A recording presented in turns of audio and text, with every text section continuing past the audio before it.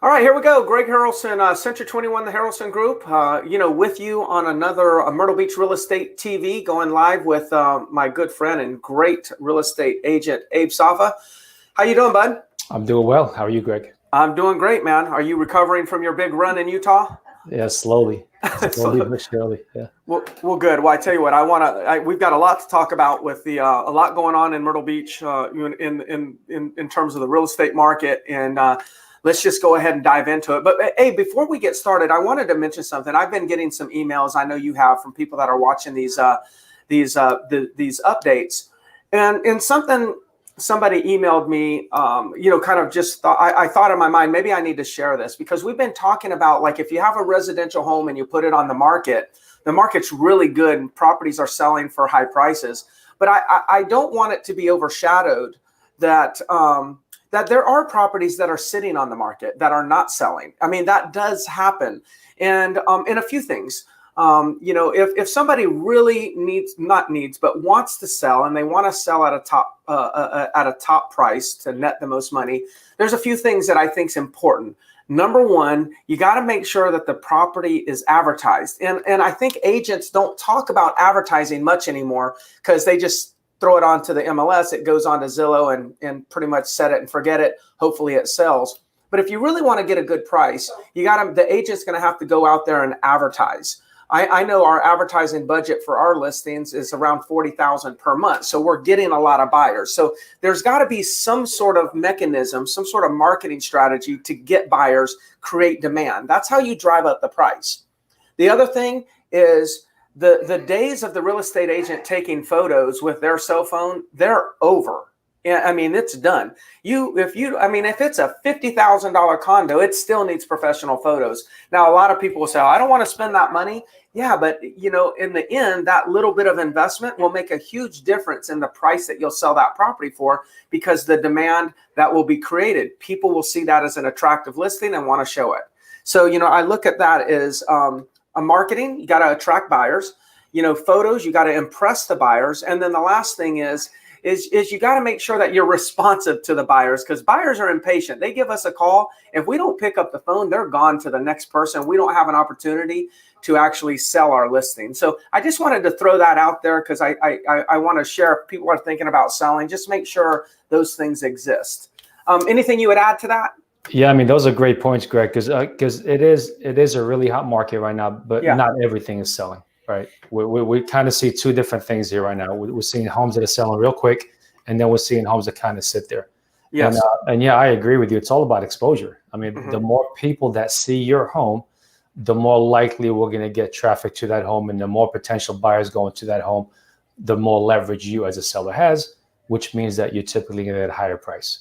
Yes. So, I mean, it's a numbers game, and it takes a little bit of money. It takes a lot of time. And it takes experience, the agent knowing what to do to really make sure you get the most exposure possible. Yeah, I mean, basically, and the numbers will show it. We're in a market where you can list it and sell it, or you can list it, market it, and sell it for more. Yeah, that's what it all comes down to. So, what do you have on your mind? So one of the things I want to talk about, and this is a recurring question that we both get over and over, because we deal with a lot of sellers in this market and buyers. I was looking at the numbers this morning relative to what they were back at the last bubble. So back in 05, 6, and 7, right? And single family homes have bounced back. So the median sales price for single family homes right now is $270,000. To put that in perspective, back at the last height that we had back in June of 2006 was the highest point. The median sales price was $243,750. So that's about a 10% above what the height was back at the bubble. So single family homes across the board in general terms have rebounded to record highs. Now, that doesn't mean every single home. There are certain communities that are lagging a little bit, haven't quite gotten to where the other ones have. But overall, when we look at the entire resale market, single family homes, these are the highest prices we've ever seen. Yes. So the disconnect is this. The disconnect is when you look at condos, and especially oceanfront condos. When we look at condos, the median sales price for condos right now is $157,000, Greg. So back at the highest point during the bubble, which was June of 2007, that price was 245,000. Yeah.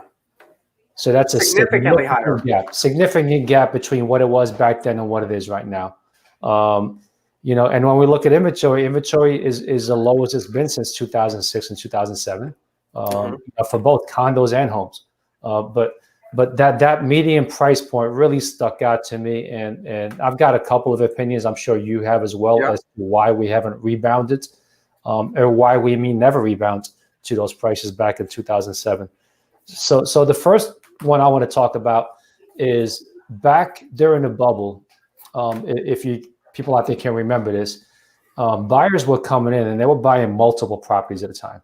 So we were getting people that didn't quite have the income to sustain owning 2, 3, 4 condos, and they were going to lenders and being able to get 3 and 4 mortgages on oceanfront condos. So what ended up happening is, so instead of that one buyer being one one person or one unit purchase ability, that buyer, that one person was able to buy 3 and 4 units. So now if you multiply that over hundreds and hundreds of buyers, it created a false sense of demand out there, right? So it wasn't 4 buyers buying 4 units, it was one person buying 4 units. So what ended up happening was so much demand was there, supply wasn't enough, it drove the prices up. So people were able to buy a oceanfront condo and be able to flip it in 2 weeks and make 10, 15%. So that's what was happening back then. That was one of the first things. And then what happened once the crash happened, we had all the law changes with the financing and the banking, and that's no longer a possibility. So now that that's taken off the table, where a person can't just go in and buy 4 oceanfront condos unless they can show the assets and the debt to income ratio that they can afford and sustain those units, they're able to only buy 1 unit. So we're back to a reality of what supply really is. There's not that inflated sense of supply. And I think that's one of the biggest reasons as to why we haven't seen those prices spike up. Yeah. For any of the audience out there, if you really want to understand, if you want to watch a movie that really explains it very, very well, of like what really happened to the real estate market back in that 2007-8 time when the bubble crashed. There's a movie out there called The Big Short. The Big Short. You can find it everywhere, Netflix or many different places, I'm sure has it. But it'll give you a good understanding of like how this all transpired. And when you're explaining like, well, the mortgages were just giving out money, 3, 4 condos to individuals. The real problem is that that was a strategy from the banks. They were actually making money by doing things like that. And then it all kind of crumbled. And now what we're dealing with is if anyone's been around children or had children, there's something we call the sugar high. And 2006 was the sugar high. 2009, 10 was the sugar low. And now we're actually back to normal. And what is normal? Normal is generally determined by a buyer is able to buy a property, finance that property with about 20% down, 25% down, and minimize the negative cash flow on that property. In other words, a lot of times when somebody buys a condo and they have a mortgage, they may still have a $5,000 negative cash flow after all expenses for the year. But they're justifying it by saying, well, okay, it's going to cost me $5,000 because of negative cash flow. But if I get to use it multiple weeks and my friends get to use it, that's worth the $5,000. But there's a point where the prices go up, where the 5,000 becomes 5,000, 6,000, 7,000, 10,000, 15,000. And at some point when the negative cash flow gets to a tipping point, then the buyers say, it's no longer worth it to me. It's no longer logical for me to accept that large of a loss for the amount of time that I'm going to use the property or share it with my friends and family. Now that can fluctuate. It's kind of fluid depending on how much confidence people have in the economy. But the reality is that one of the things that places a kind of a ceiling on condo prices is the cash flow scenarios. And there's just a limitation to how much people are willing to absorb when it comes to losses. Now, of course, if you pay the property cash, then those things may not apply, okay? But the majority of the condos are financed at some level. So I think you bring up a good point, and that's what I could add to it at the moment. Yeah, and I think that's a great one because investors are looking at that. So we don't have those investors flocking into the market and buying the oceanfront condos. Look, I get when you look at, you and I do a lot of research. We know Yeah. just about every market around the country. We have the lowest prices on oceanfront properties in the country. Hmm. No ifs, ands, or buts, right? But there's a reason for that.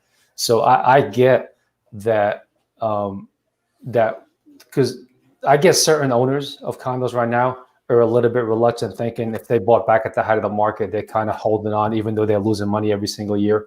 They're holding on, hoping that it'll bounce back to what it was back in 2005, 6, and 7. But frankly, Yeah. it's difficult to see that because right now investors are looking at the numbers. Back then, you mentioned the sugar high. Because of that sugar high, people were not crunching the numbers. They weren't looking at, okay, what's the gross income? What's my HOA dues? What's the management fees? And what do I net? Back then, you could buy it and flip it in 2 weeks. So right now, people are actually looking at the numbers. And when you look at the numbers, a lot of times it is a negative cash flow. So that eliminates that big chunk of potential buyers. Yeah, I mean, you're exactly right. No one anticipated they were going to have to hold the property. Yeah. So, like, I remember some of the new buildings that were sold at that time, some of the newly constructed buildings that were kind of getting their CO at that moment. I would call some of the salespeople on site and say, hey, what do you think the rentals will be? And they would give you a number that was extraordinary. And I'm not knocking them. The reality is there was no historical data. So you could kind of make up any number because anything's possible.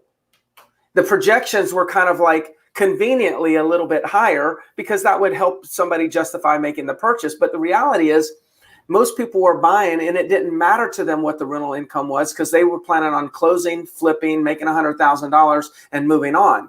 So everyone bought in. Most people bought in with a very short-term strategy. The market flipped and caused them to turn a short-term investment into a long-term investment. And I'll tell you this, you never want to be in a position where your short strategy doesn't work and forces you to a long-term strategy. It's okay if you start off with a long-term strategy and you see opportunity to turn it into a quick profit and turn it into a short-term strategy. But when you're banking on short-term hits and it doesn't work out and you have to hold that thing long-term, you get exactly what we're getting right now in the Myrtle Beach real estate market. Yeah, and let me add a footnote. So by no means at all are we saying everybody that owns an oceanfront condo go sell it right now. No, that is not what we're saying. No. But for those of you out there that have bought it during the height and have seen what has happened with the real estate market across the country these last 10, 12 years, and you've seen our home prices have just skyrocketed and you saw your condo value just not go anywhere, just fluttering.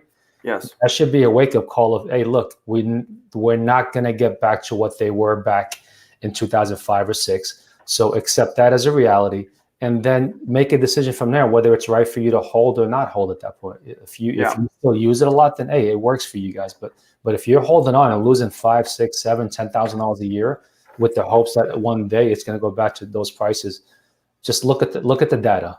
That's all we're asking you to do. Yeah. And then of course, as always, it's everyone's scenario is different. Right. And make sure that you use us as a resource to kind of, guide you and give you options. We don't tell you what to do, but we surely can present options and tell you the pros and cons of each option. And then you can make intelligent decisions. So why don't we get into the numbers, man? Yeah, absolutely. It's good times. Market is still active. It is. There's just not a whole lot of change. It's still strong. Mm-hmm. We're seeing those numbers be the same. It's almost getting to the point where it's monotonous. But we want to make sure you see it. So the first sign of any change at all, you guys will be the first one to know, and not have to wait a couple of months and then realize, oh God, the market has shifted on us. So single family homes across the board, 50.61% of the homes out there are pending. Last week, it was 50.34, so a little bit of an increase. But pretty much to me, it's a flat number, still holding very strong. Resale market, 47.91% of every home out there is pending right now in the contract. Last week, it was 48.12. So again, pretty flat number there. We're just not seeing a whole lot of stuff hit the market, Greg. It's like stuff is closing and just enough is going back on the market to offset what has closed. Mm-hmm. Yeah, and I tell you, and I want, if anybody wants to sell, please, I'd love to help you, and Abe would love to help you. But just from a market standpoint, I mean, we need inventory. We need inventory, and we need it badly. Because the real estate transaction, for the local economy, for any local economy, the real estate transaction is a very important transaction.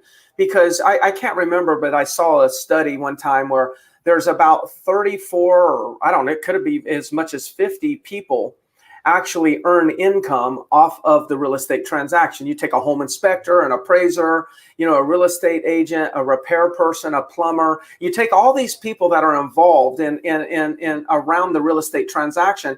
A real estate transaction has a major impact on the local economy. So we all want the transactions to continue, because that kind of helps the economy, move forward. So, again, without the personal desires of liking to, help more people sell properties, I think from an economic standpoint, we need transactions to occur. So we need inventory.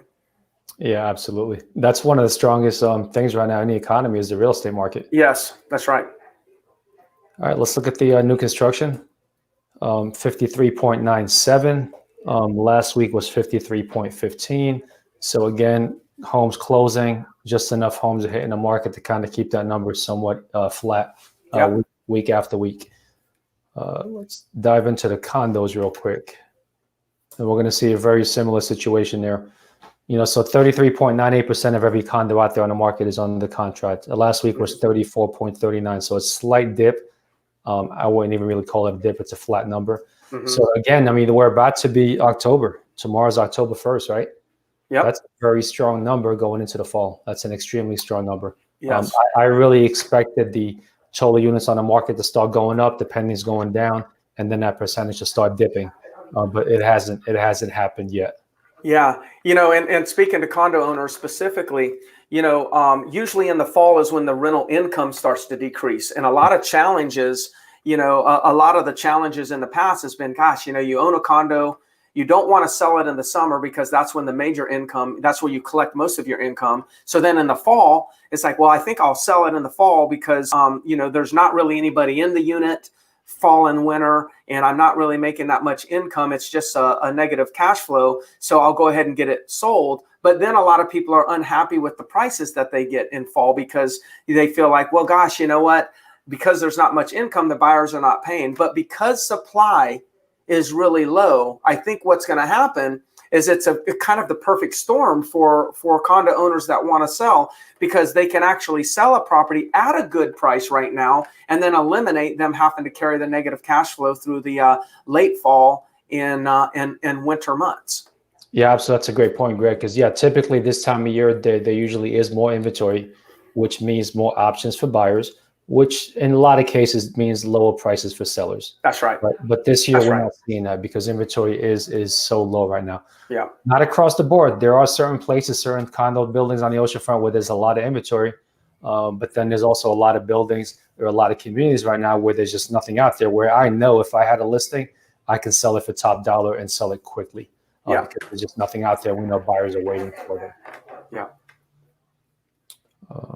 Let's see. Let's look at the oceanfront condos. 19, just above 19%. Last week it was 19.61. So that's holding strong. Yeah, it's just flat. Yeah, pretty flat. And then land, we're going to see still very comparable to last week. At 17.26. Last year it was 16.8. So it actually went up a little bit, but still somewhere in that range. 468 lots on the contract right now. I just heard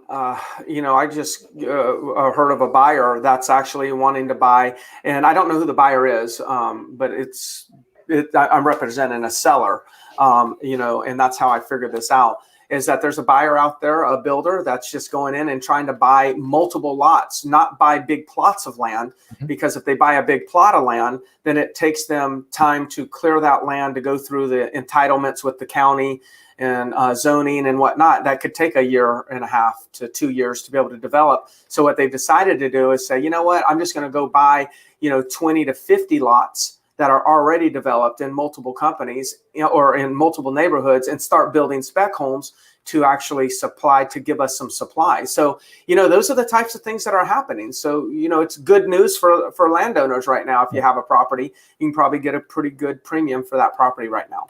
Yeah, for sure. This is a good time for small builders as well. We're starting to see small builders come back into the market because they can do that. Yes. When they just scoop up a couple of lots in the community, then I'd have to deal with the time of getting up and running, and then also have to deal with the infrastructure. The infrastructure is already there, so they can just build a home. Mm-hmm. Well, good.